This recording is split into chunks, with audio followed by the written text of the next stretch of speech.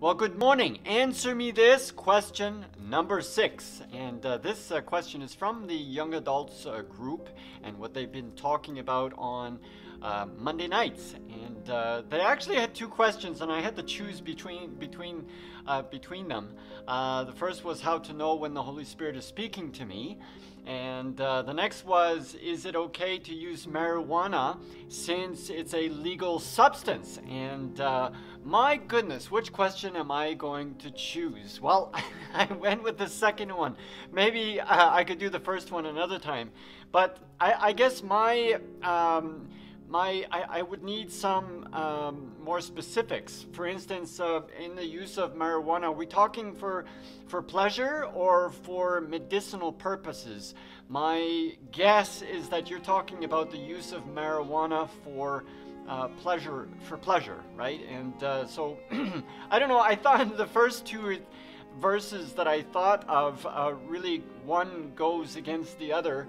And this is usually the way that Christians kind of debate on this issue. The first is from Genesis chapter 9, verse 3, when God speaks to Noah, when he comes out of the ark, and kind of, it's the start of a new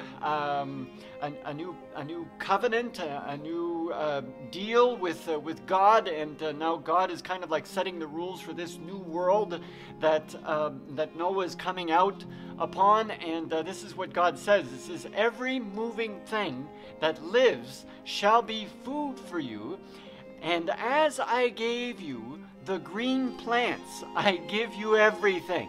In other words, everything is for our use. Everything is for God is giving us for our pleasure, for feeding, for our managing, and God is giving all things. So the green plants are part of it. And the next, I guess, or the opposite side of this is what the Apostle Paul says in 1 Corinthians chapter 6.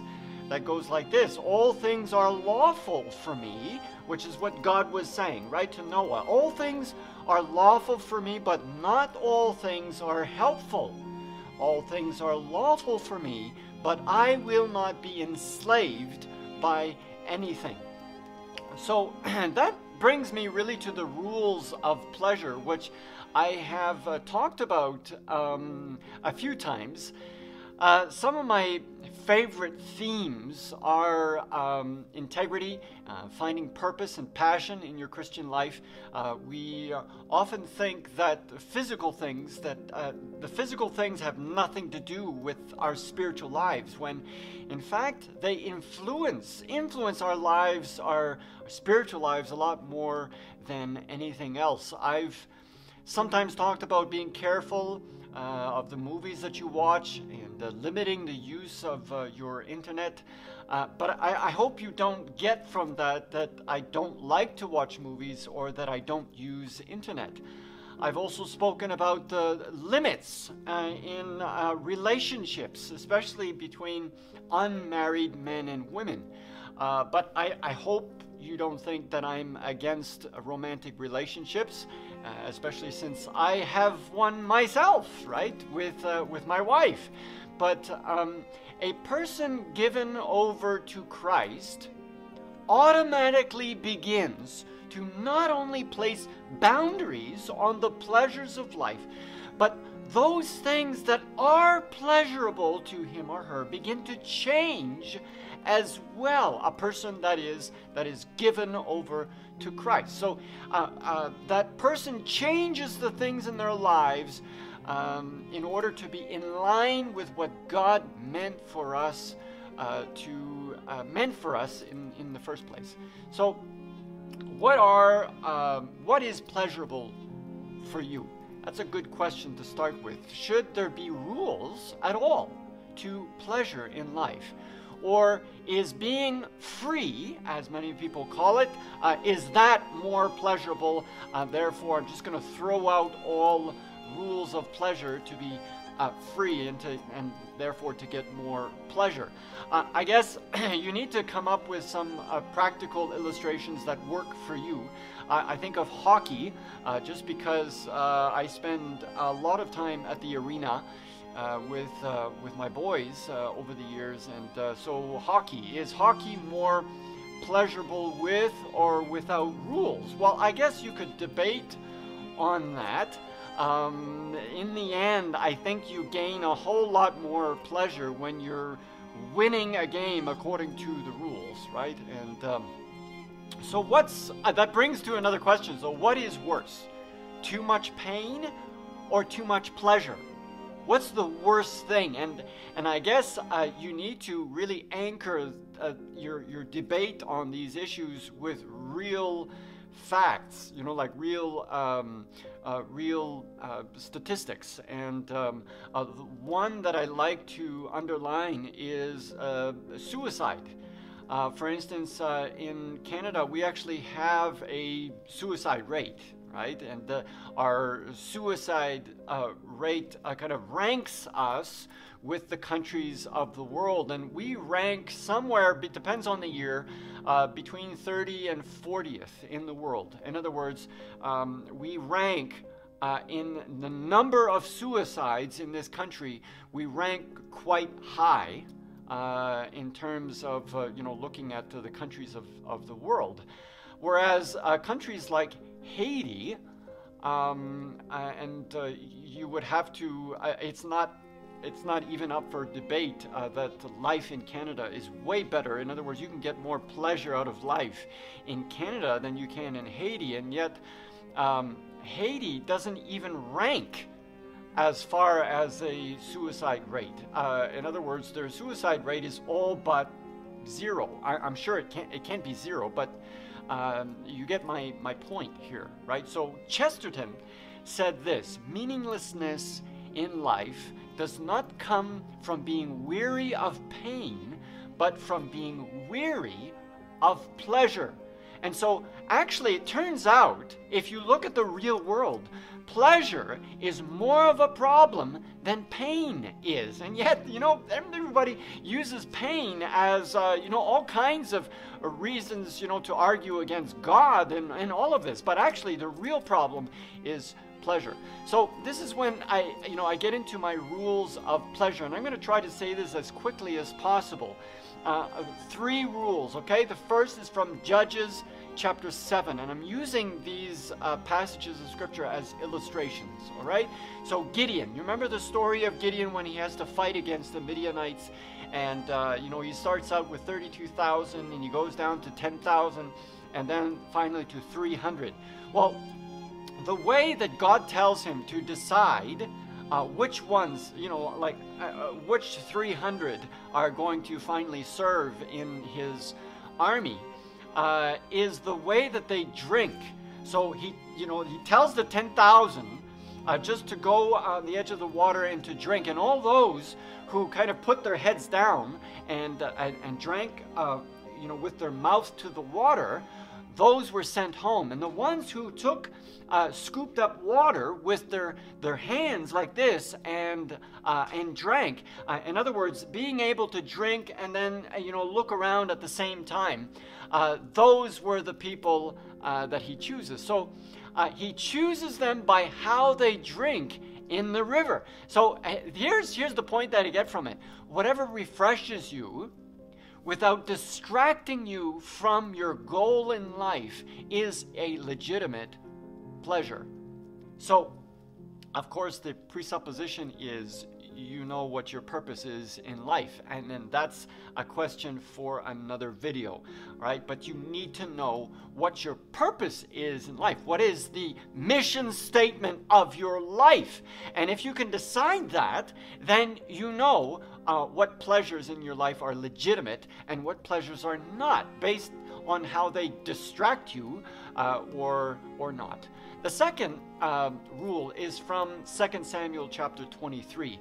This whole story of where David is in the middle of running away, fighting battles, and he's all over the country with this, and it's King Saul that is running after him and trying to kill him.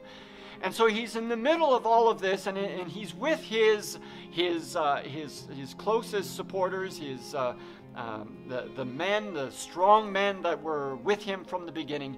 And he says, man, would it be good to drink some water from the well in Jerusalem. And those men took that to heart, and actually they decided one night a covert operation, and they go out and they go behind enemy lines, and they go all the way to this well that David is talking about, and they get water and they bring it back to David, and they say, here, thinking that David's, what, you did this for me, oh, you know, and to have a great drink and all of this. Well, as he's drinking, they tell him this water is from the well in Jerusalem, and he spits it out. This is what you're going to, it's 2 Samuel chapter 23, verse 15. He spits the water out on the floor, and they're thinking, what are you doing? And I get his statement here was, you are more important than this pleasure that I want. In other words, you risked your lives for me. I didn't want you to do that. It's just a fleeting pleasure. And so the rule we get from this is a pleasure that is gained by violating someone else's sacred right is illicit. It is a wrong pleasure. And of course we can have all kinds of examples of this. Prostitution would be a simple one to look at, but what about our cell phones? For years, all the pieces in our cell phone, I mean, they come from somewhere, right? And many times, the elements that we need to build our cell phones support slavery and violence in Congo. So, I mean, there's a direct relationship there with the pleasures that we want in our lives and how they violate the sacred right of another person. Some other examples are carpets, these carpets from India, or name brand clothes from Bangladesh, and we could go on and on and on. But this is a good rule to keep in mind. A pleasure that is gained by violating someone else's sacred right is illicit. Finally, the third rule is from Proverbs 25, verse 16. If you find honey, eat just enough, too much of it, and you will vomit. And so this is one that I remember most, I guess, from my mom. And the rule is all pleasure needs to be kept in balance. Too much of anything is no good, right? So in the case of true pleasure, here's something interesting. In the case of true pleasure, the price is paid before. In the case of a false pleasure, the price is paid after. For instance, food. You know, do you go to the store, buy healthy ingredients, come back home, prepare them, cook them, and then finally sit down to eat it? Or do you just go and get fast food? And so, you know, when you wait for it and work for it, it's a better pleasure. Another example is work. Do I want to get a salary right away? I want to get a job right away and as fast as possible so that I can get an income. Or do I wait and educate myself and just wait, the more years and more work in order to get a better job?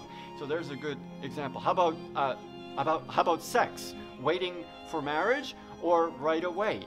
And which one then is a true pleasure and which one is a false pleasure? So coming back to marijuana, that was really the question that I had to answer here, because if you're using marijuana as for pleasure, I guess marijuana is a mood-altering substance. It's a brain, in other words, it's a brain-altering substance. And I don't know, mood-altering substances for pleasure. It's always been a questionable thing for me.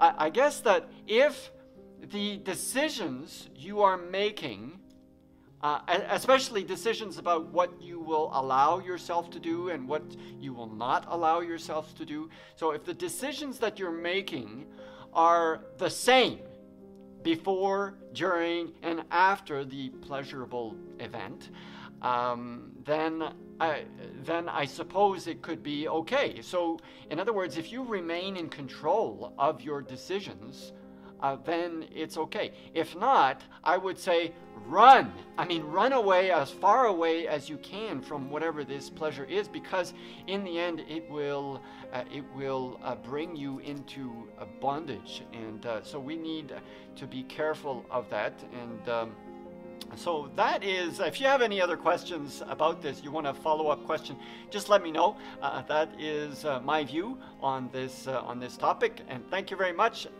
And talk to you next time.